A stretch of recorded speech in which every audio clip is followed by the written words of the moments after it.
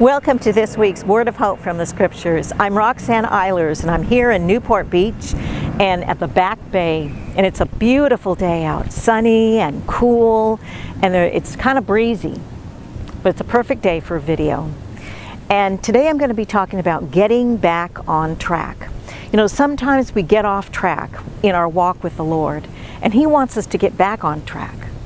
And so we're going to look at someone in the Bible, King David, who got off track and what he did about it. 2 Samuel chapter 11 tells us that King David committed adultery with Bathsheba. That's Uriah's wife. And she became pregnant. And she went and told David. And David wanted to hide his sin. So he put Uriah on the front lines, the battleground. And Uriah was killed. So indirectly, David committed murder. David was in hot water. He blew it. He blew it royally. And so let's see what happens. God sends a prophet to David, the prophet Nathan.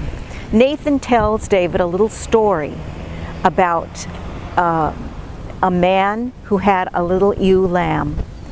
And that little ewe lamb was taken from him, from a man that had lots of lambs.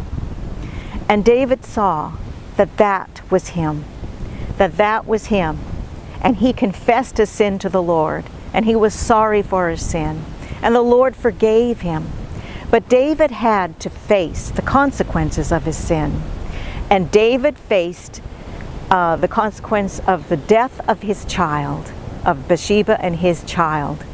But you know, God restored David and Bathsheba, and he gave them another child, Solomon. And Solomon was the one who built the temple of the Lord when he was older. Now David got back on track with the Lord, and he walked with God. And in his older age, he told Solomon to walk in the ways of the Lord, because he had learned that that's the only way you can have peace and joy and blessing. You know, if David had been on guard when this temptation came, he could have resisted it. Jesus says that we are to watch and to pray that we enter not into temptation. He said, because the flesh is weak, but the spirit is willing. And we can turn to Him, and He will give us grace to resist the temptation. Now I'm going to say to you, if you've gotten off track with the Lord, get back on. Confess your sin, whatever it is. Confess it, get back on track. And face whatever consequences you have to face. With God's strength and grace, you can.